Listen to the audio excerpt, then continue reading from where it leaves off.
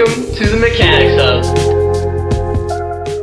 Today we are going to clean this head up, take the valve springs off, valve keepers, and lap the valves because the valves are really bad and leaking out of the ports of the exhaust and the intake. So yeah, that's what we're gonna do. I got some degreaser right here, and we're just gonna spray it around and then scrub it with some copper brush. Try to get all this gunk off because it is pretty dirty at the moment, but hopefully I can get most of this stuff off because yeah, all the valves are out. I'm having an issue right now to where I'm trying to do this one valve, and I did put valve lapper on it, but I'm running into the issue of where I can't spin it and I can't press it down in enough to where it'll actually seat and actually cut, because you can actually see it's cutting here and nothing around this. I'm thinking there's debris all up on here that prevents it to go in this hole smoothly, so I think that's what we're gonna do today. This time I'll do a time lapse, right? But these plungers do not stick to this, which sucks because that would make it way easier, but since it doesn't do that, we're just gonna have to clean them and see how it goes. Hopefully I can get these clean and get them blapped. Hopefully we can clean this up and lap this valve correctly, because it was not lapping correctly and I was getting mad. So I will put this in a time lapse, make sure it's not in a time lapse photo mode, because oh my goodness, that made me mad. We'll start the time lapse right now.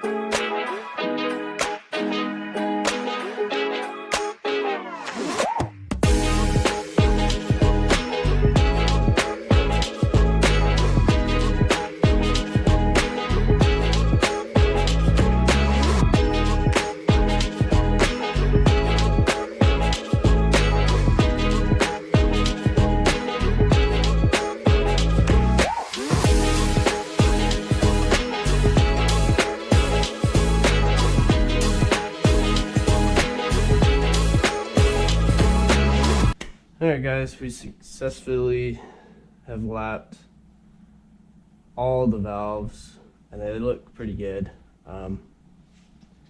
So I'm going to take degreaser and I'm going to clean all the valve lapping compound that's still stuck onto the seat to clean it up, and then later we'll go outside and pour hot water on the whole block or the head. Make sure all this valve compound is not in this seat right here, because it will travel up to the guide on the valve. So we get all that cleaned up and get the valves cleaned up as well, and then we can put them back together. Having a drill makes it quite a bit quicker,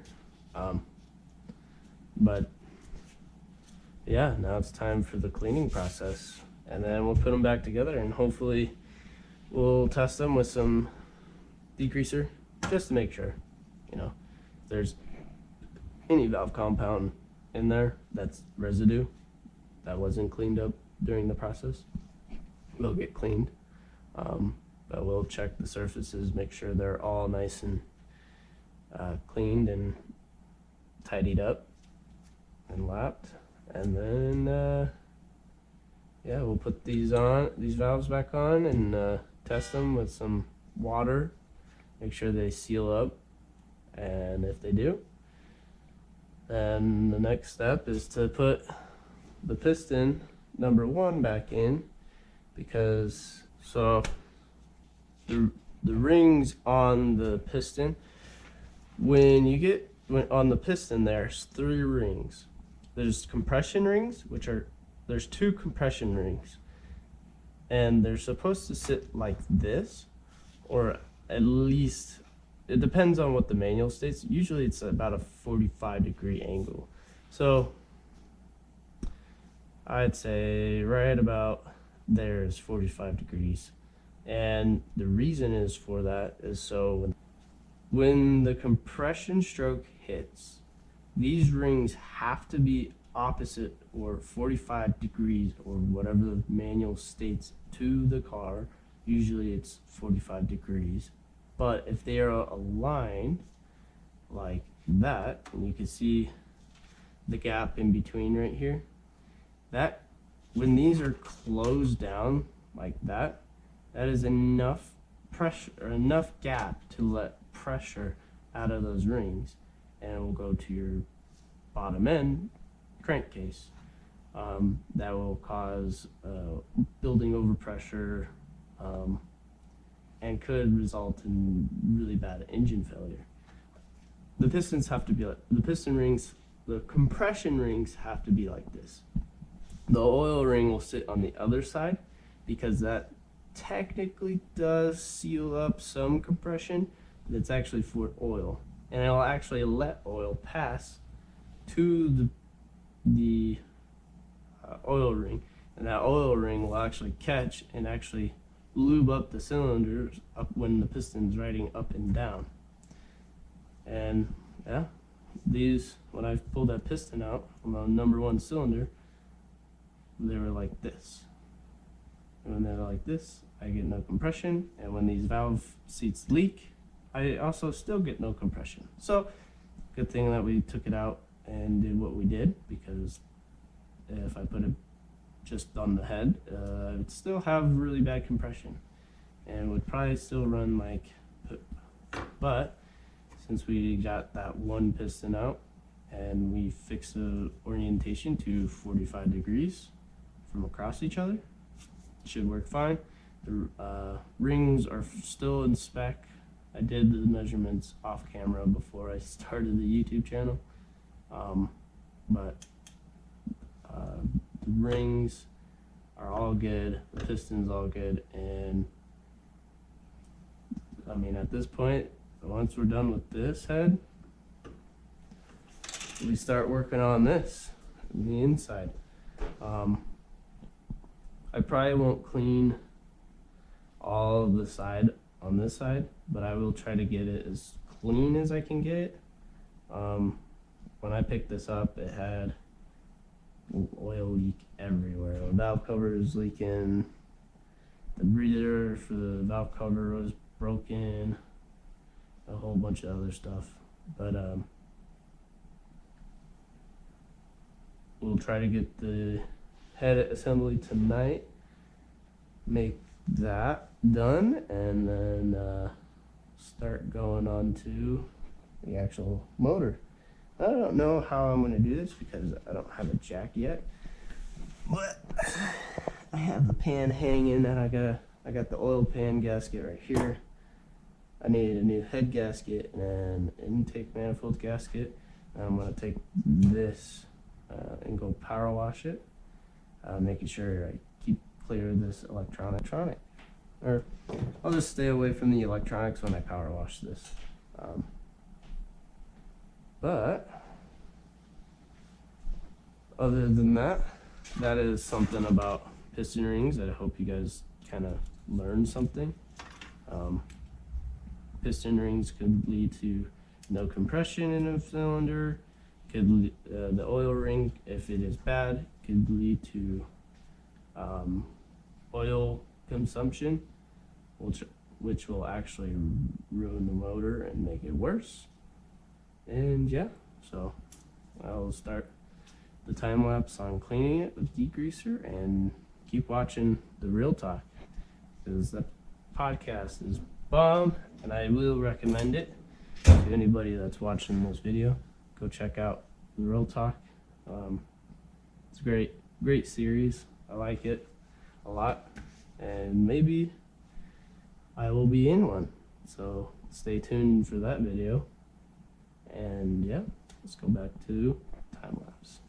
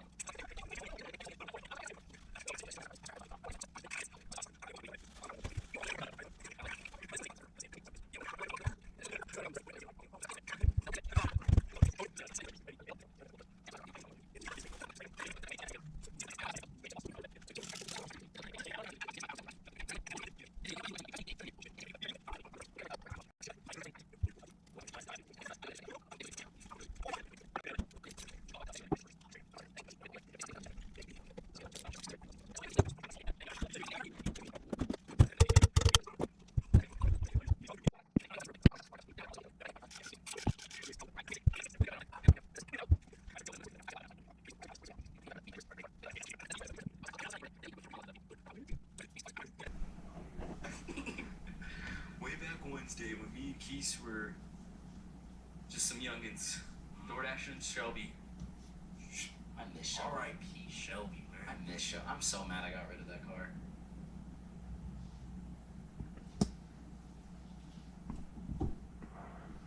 Well, guys,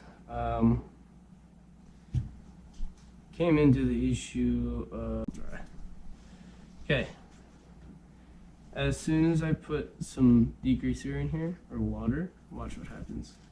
Look at how it gushes out. That's telling me that I have either a bent valve or a bad seat. And I'm thinking it's a bad seat because my valves aren't bent. Well, guys, we have a bit of a problem with our 4-liter inline 6 Jeep head. After lapping all of the valves, the exhaust seat's great. These intake ones, each in every single intake, they're leaking. And the reason that is obviously I've done this one multiple times and it's very flush. I mean, there's not very much pitting on this. But come to find out, this is not warped or bent. Never had contact with the piston. As you can see, there's no marks on this valve that states that it had contact with our piston. So, in my theory, these valve seats are bad. Each intake one is bad. The exhaust ones aren't bad. They're pretty fine. I put one in and it seemed to seal it just fine. But I did one and I took a closer look and I don't. Okay. So I don't know if you can see, but this part of the seat right here on this one intake is not lapped. The rest of this seat is lapped all the way around. Same with this one. This one's lapped all the way around. That's what it's supposed to look like. And if we go to the next intake, it's the same thing. Some of it's lapped all the way up to here. Then none of it's actually lapped around this. So my theory is that the head either experienced too much heat right here and caused it to warp this one side. I don't know. Let me know down in the comments what causes this not to seat flush anymore after it does have 371,000 miles, and this is how I got it. So let me know in the comments below. I will get this head sent out to be recut on the seats because I gotta do that, or I'll look out for a new or refurbished head, and hopefully they're not too expensive because this sucks. I didn't think I would be buying a new head or having to go to a junkyard to get a new head for this Jeep. But yeah, I did it for each and every one. I mean, this one has that little bit right here. See that little bit? It's not lapped. This bit is not lapped. This one is lapped all the way around, and this one is not lapped right here. So this concludes the video of part 1. Part 2, hopefully we'll get one of these heads on order, or what you got it. But the next video we'll be putting in that piston, the connecting rod, into the first cylinder, which was misfiring. And we'll probably not hone this because I don't have it fully taken apart and tore down, which is probably what you would want to do if you're honing, but I'm not going to hone it. It seems pretty good. The cross hatching is okay. But the next video, we'll put that piston in, put the oil pan on. Hopefully we can get a head in. But for now, that's it for part 1. Part 2 will be in the makes. Hopefully I get some time to do this piston, put it in. But for the moment, we gotta look for a head. The compression, when the